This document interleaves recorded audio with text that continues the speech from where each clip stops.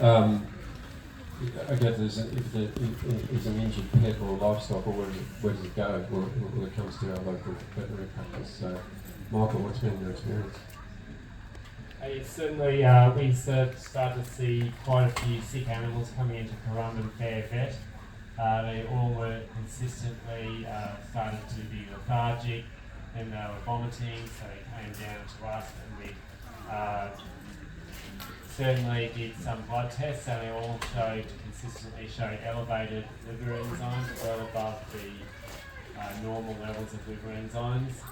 So there's consistency of signs there.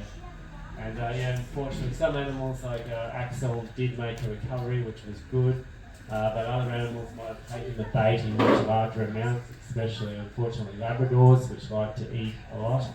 And unfortunately, Olivia was found dead one morning, not long after the bait was passed. Billy was also a dog that died not long after baiting. And pathology showed extensive liver damage. There was no sign of cancer or anything like that, but these dogs were healthy dogs that suddenly died not long after they were baited. So they say, this was, we've been using Biprinol or these for things for flea treatments for a long time. Yes, but that was like we carefully put a little drops on the back of dogs' backs to treat fleas.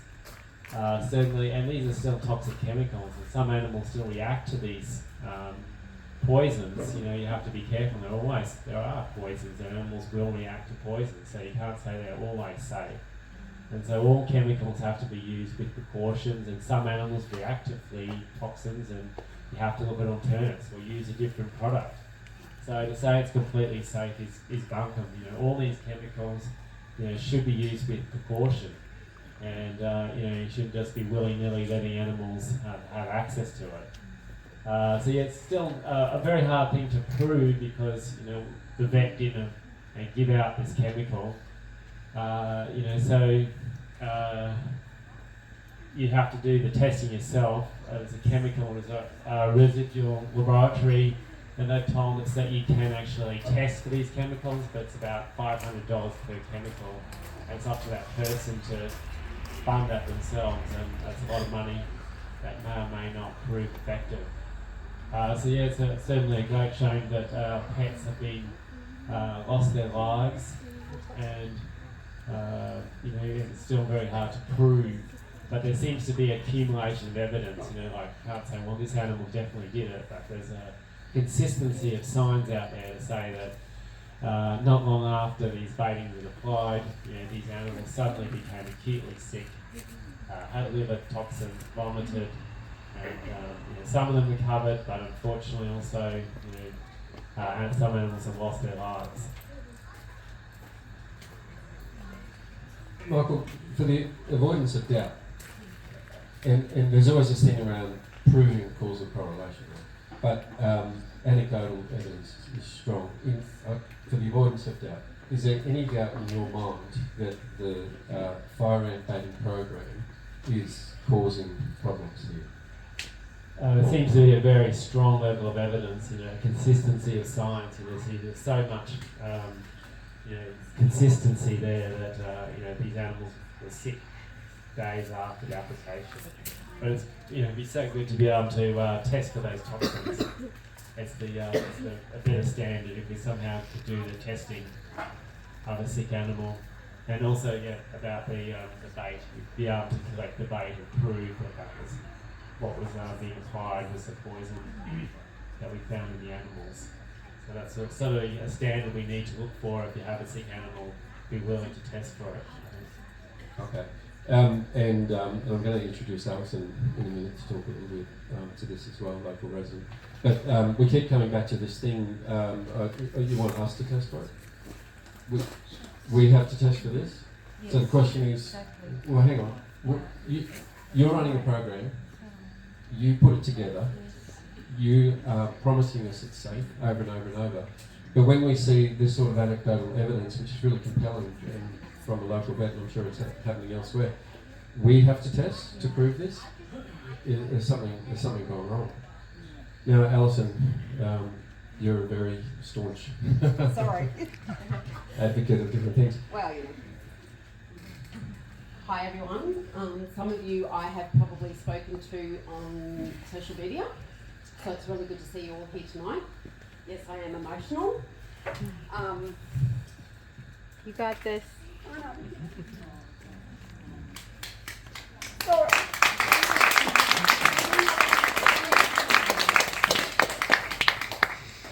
Okay, for you of those who don't know me, I put myself out on social media earlier this year when my beautiful friend came and told me what was in the fire ant. And we started connecting with all of you people out here. And through that, I got to meet, can I just go back to the other side, Pete? Sorry. I got to meet these lovely owners online. Nessie's mum, I think might be here. Olivia, Billy's mum. Hi, nice to see you. I'll hug you later. Yeah, Nessie passed away, a really tragic, painful death. So did Billy. He also had a really painful death. And so did Olivia. And that's really hard for me to talk about. Axel, his dad is here somewhere. Paolo, he was the one on the, there he is at the back. And I just asked Paolo tonight how Axel's doing. He's okay, but he's still suffering. Jimmy and Coda, thankfully they were okay. They just had vomiting, not just, but they had vomiting, diarrhea, and were quite sick. But thankfully, they were okay. Oh, sorry. Yes. Beautiful little Happy. His parents' place was Ariel Baden, and within a matter of a day, he had respiratory problems, diarrhea, vomiting, and he has been to see, I think he's seen Dr. Carl along with you. So now he's on nebulizer to try and get his lung function back and his liver enzymes. He's still struggling, but he's still with us. So we've had paralysed chickens who now they're okay, but their eggs are not viable. And guinea fowl chickens are dead. These two beautiful cats, Mishka and Lucifer, were brother and sister. I don't really want to go into too much of what happened to them because it just disturbs me too much. They suffered incredibly after their place was baited, and their parents were told it's safe and effective. She doesn't have fire ants. She too lives in canopy areas. But even if you don't live in canopy areas, I don't. I live in a suburban block. I don't have fire ants. So it's just a little difficult to understand why they keep doing what they're doing. But I'll just invite over.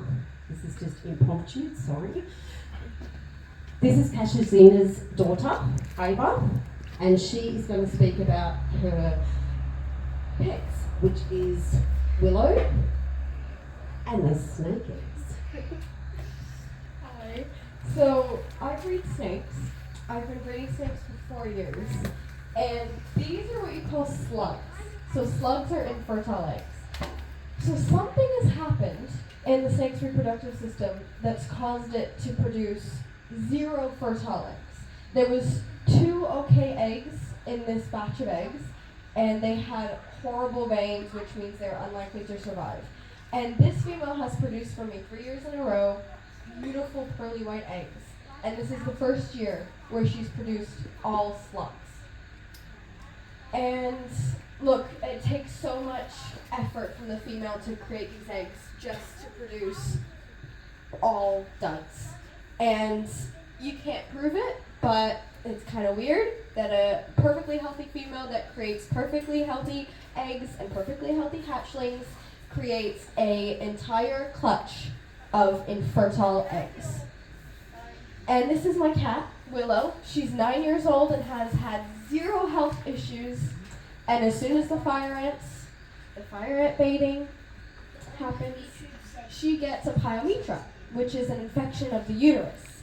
And she had to get pretty much emergency surgery. She had to get blood tests and urine tests because she was deteriorating. And look, she's a perfectly healthy cat. We spend so much time caring for her, and my snakes are perfectly healthy. They've produced beautiful clutches before, and as soon as this poison goes onto our properties, I get infertile eggs and a cat with an infected uterus. So something's up there. Thank you. Thanks, Ava. With all these animals, here we go. Sorry, I forgot. It's just too many. Flicker was a pregnant mare, and her pal, Honey Bear, had their property land baited because their property is too small to be aerial, thank God, but not thank God. They heavily baited their area. They were at a show the next day. It rained heavily, and the next morning when they got home, Flicker was dead. She was dead in the paddock, and then and her foal passed away as well. So that was pretty devastating. And there's so many that I could have put up here tonight, but it's endless. Trevor, who is actually here tonight, will be speaking as well. These are his 2 calves that ended up having to be put down at 6 weeks with toxicities to their livers. And he has never ever had any problems with his breeding program before this in 10 years. So, as Michael said, there definitely is a correlation between fire ant bait and our animals coming into contact with it. Now you might say, oh, but my dog's okay, or my cat's okay, or whatever. Great. We don't want to see any animals harmed. So, those of them that aren't okay, that have lost their lives, that are still sick, and that we're caring for them, I ask you to please either write a stat deck and have it emailed to us, or, and again, what is most important, what Peter brought up with Kasarina and I today, is we need to report this to the governing bodies, because they're now saying, we haven't heard anything that's wrong. That's rubbish. Absolutely, and I know that. I know for a fact. I don't have a photo of this particular horse that was injured. That case is actually sitting on Ashley Bason's desk. She has an email to say that that is on the desk of the head of the program, being cared for. Trevor's, his case is in there.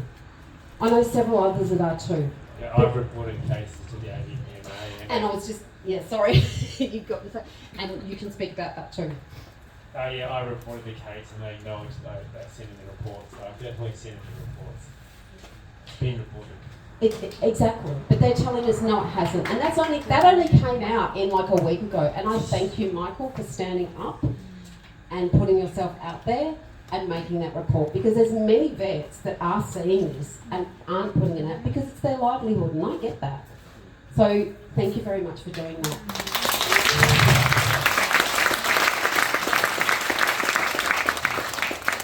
So for any of you, it doesn't matter whether it's your cat, your dog, whatever, even if it's intimidation by these people, which clearly happens, please report it, because they're saying no one's reporting it. So, To that the DFAT. sorry, what was that? To wear.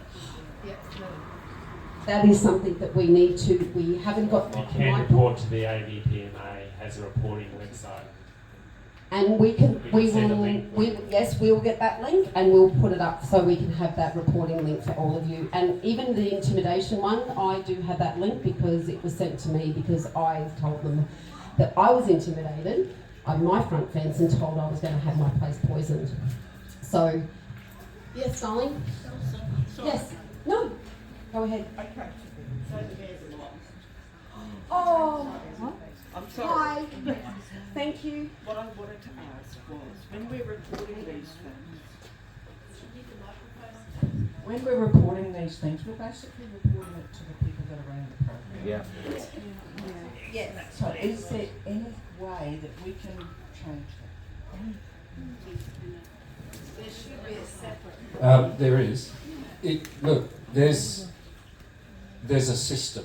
We're embroiled in a system, but the system works two ways. It gives us rights as well. What doesn't? If we don't report, then they continue to say we're not aware of any issues. So therefore we report. Then we put pressure on them to say, look at the reports. What are the outcomes of your findings? Show us your findings. And that's where we need to keep pushing the pressure back and demanding them to abide by their own system. It's as simple as that.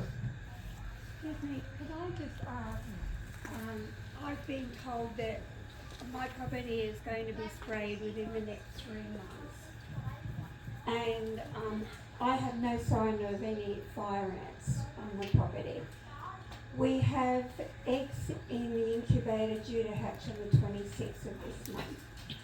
And I have 26 young chicks also. And I've told them that I have stock, or we have a stream going past, we have large forest all around us. I don't want these gates. And my response was to get a letter saying that they're doing these baitings in the area, and our property will be done within 3 months. We'll be given 48 hours notice. What can I do? What can I say? How can I stop them from coming and poisoning our free-range chickens? Yeah, we're going to get to that. Thanks. We are going to get to that. Yeah. Michael, there's one question. Early on, when I'm talking to the program officers, and we say, "Well, what's the impact on a horse or a cow or a dog or whatever?" And they will always say, "Oh, that cow would have to eat 2 kilograms of it, and the chances of them doing that is nil." But it seems to be, well, there is a risk. But what's not being considered here is what happens if you have a pregnant cow or fetuses in utero, which are really susceptible to really low doses of these sorts of chemicals. So there's a whole reproductive life cycle which is not encapsulated in that answer at all. It's just flipped over. And if Dr. Connie tells us that we're dropping the baits in forest, it's in a shaded area, it then persists in the environment for I don't know how long, and then you're looking at multiple life cycles of insects and mammals and what have you. You're at that critical point of the reproductive, and you don't need a lot of chemical. Am I on the right track there, thinking? Well, yes, always. A lot of chemicals can't be used on pregnant animals. There's you have to be really careful. Any chemical you use on a dog or a cat, read the information sheet, and some of them say, do not use on pregnant animals. We don't know what's going to happen, or it's toxic to pregnant animals. So that should always be a consideration whenever you're putting a bait out, or a poison or a drug or anything like that, is to look how they actually tested this on pregnant animals. So yeah, pregnant animals are always much more vulnerable. And I think Connie's point was also an important thing about the metabolites are often sometimes worse. They say, oh, we've tested this on an animal and have to eat a whole truckload to die. But what happens if the bait's left out for 3 days and then the animal eats it, or then the animals are exposed to it? Well, Connie was just explaining that it actually gets worse. So, so the answers we're giving, these are simple questions, so we're giving a ridiculously simple answer there, which skips over a whole body of science, which we're not looking at. All right.